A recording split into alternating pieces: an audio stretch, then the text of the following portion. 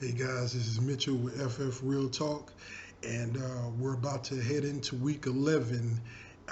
But before we do that, I just want to take a minute to give my condolences to all those directly and indirectly affected by the tragedy that happened in France this past weekend slash last Friday. And when a direct indirectly affected is an example, that's all of us. We're all people, so we're all a part of this. When a person gets attacked, that's all of us. But for those directly, those with family members in Paris, those who lost some, if you happen to be any of my listeners, or just as a whole, my heart is with everyone in France, in Paris at this point.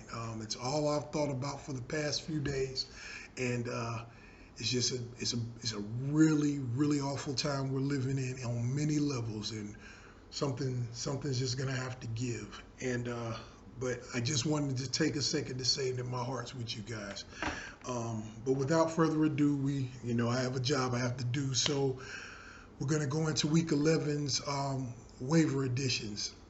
At this point, it isn't much to be said about waiver additions once you get this late in the season.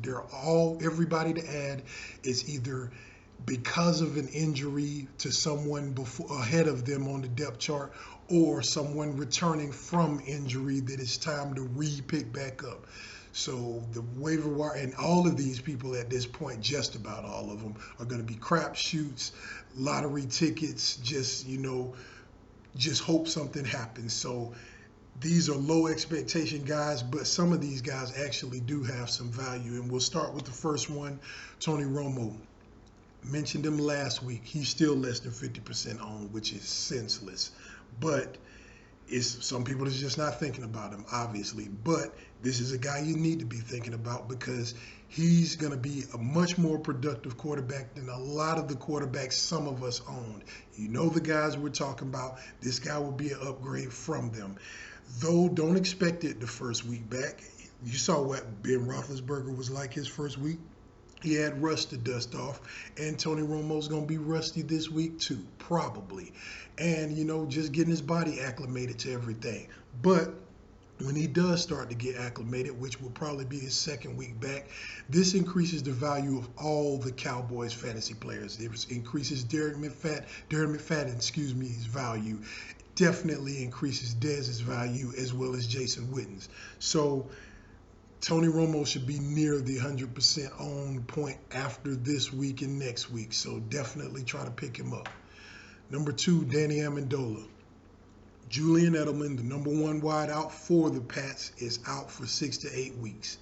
That, by default, makes Brandon LaFell the number 1 wide receiver.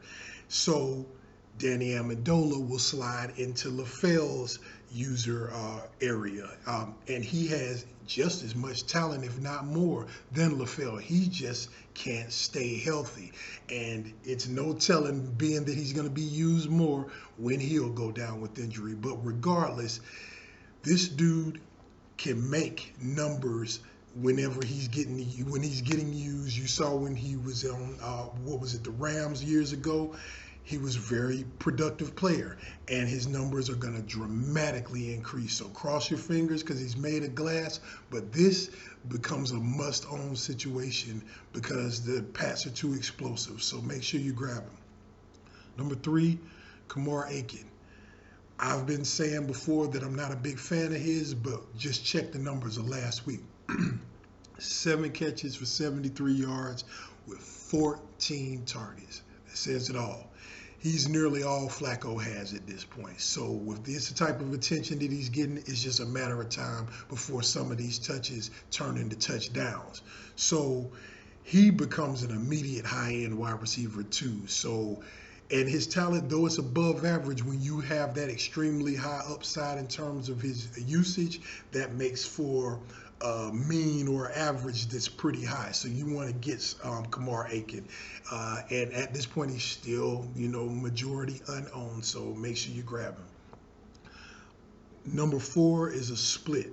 Matt Jones and Alfred Morris. They're both under 60% owned.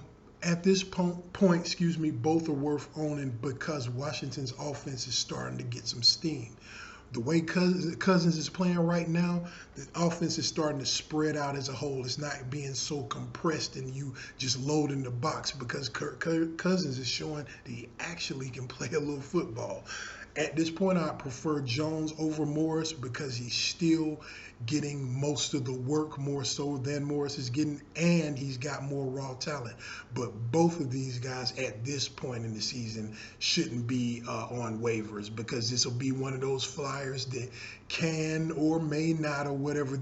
Like I said in the beginning, it's maybes. But these guys are guys that are somewhat proven, especially Alfred Morris. And with Jones's talent, you just want to have a guy like that or guys like that. So keep an eye out on both of those.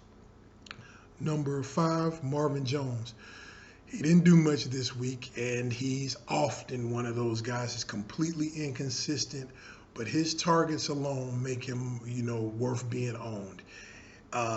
Again, I said this before when bringing him up a few weeks back. He's on a high-powered offense with the Bengals, and he's the clear second option there. So in any given week, he's liable to explode. It's just you don't know when to set him into lineup. So you pick a guy like him up not to start, but to be insurance. And you probably own somebody that could be cut for him. So keep an eye out on Marvin Jones as well. Number 6, James White. He and Brandon Bolden would have been on my honorable mentions last week if I did one. But what I wanted to do was wait and see who was going to get the most usage in this first week without Dion Lewis. And James White got 28 touches while Brandon Bolden got 10. So there's the answer. I don't trust any Pats running back besides LeGarrette Blount. And Dion Lewis was, as I said before, he was a huge outlier. The Pats don't use running backs consistently. They haven't for years.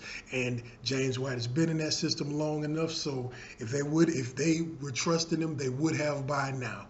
But it looks like he's going to be used more than Bolden. So again, wild card. So take a flyer on him if you need a running back. Number 7, Kirk Cousins. There's 2 reasons he's on this list. Obviously, number 1, improved play. Over the past 3 starts, 2 of which he's had at least 28 points, and very few quarterbacks are doing that. And number 2, schedule. Not including this week coming up against the Panthers, which is going to be a dreadful matchup. He's going to have a schedule that loosens up considerably over the following 3 weeks, which is with the Giants, with the Cowboys, and Chicago. And that's just going to make for a great plug-and-play option over other quarterbacks you may have and may be struggling with. As I said, this is a situation in Washington where they're getting a little steam, and he's reportedly, Gruden's already trying to re-sign him and everything. So, and you can tell his confidence is booming. So, this is a guy that, if I had played him in DFS, I played DraftKings this week. And I try to stack when I play DraftKings, meaning play a quarterback and then play a complimentary receiver or a tight end on the team. And I had considered heavily, because he's so cheap, playing Cousins and playing either Jamison Crowder or Jordan Reed, but I just couldn't bite on Cousins because I ain't trust him. And if I had, that would have been big, big money because he went off this week. But anyway, long story short, definitely keep an eye out on Cousins if you have some quarterback deficiencies. Number 8, Thomas Rawls. You're seeing it more and more with these starting running backs with heavy miles. They're getting hurt. And when you have a clear number 1 with upside, we've been talking about this for the last few weeks. Starter caliber players such as Sharkandrick West, Jeremy Langford, Carlos Williams, and even Tevin Coleman and a few more to be named. Thomas Rawls is an example like those, one of those elite backup type people. I can easily see Marshawn Lynch getting hurt before this fantasy run is over for you guys. Every Marshawn Lynch owner needs to own Thomas Rawls. Period. It's no discussion. Just like I had said with Langford or Williams, Thomas Rawls is the same thing. All Marshawn Lynch is 100% owned. Thomas Rawls should be also. So all Lynch owners grab him. Same thing for the next guy, Ajayi. Over the past 2 weeks, he's done a lot with very little. 11 carries for 89 yards. And though the sample size is small, that's 8 yards a carry, y'all. And that's just crazy. This is a situation just like Rawls and just like Carlos Williams, etc. For all Lamar Miller owners, and I'm one of them. I have Lamar Miller in one of my most important leagues. He needs to be picked up this week and handcuffed to Lamar Miller without question.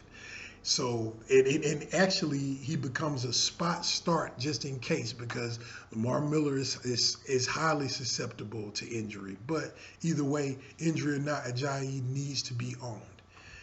And number 10, sort of like the same situation with the last two, Denard Robinson. Yesterday, TJ Yeldon was reportedly in a walking boot, but he's apparently now out of it, and he practiced today, if I'm not mistaken. But with Yeldon being banged up pretty much all year in some form or not, it's smart to own a guy like Robinson, because we've seen him have some marked success on the Jacksonville in the backfield. This is a guy, another wild card, who may or may not get used, but if you own TJ Yeldon, this is basically a backup column today. If you own TJ Yeldon, you definitely want to try to have Denard Robinson or keep an eye out for him for sure. And that pretty much does it for this week. Just as usual, if you have any questions, the best way to hit me up is on Twitter at FFRealTalk. Or if you want to ask me here, you can. If you like the videos, give me a thumbs up. And we'll talk next time. All right, have a good one.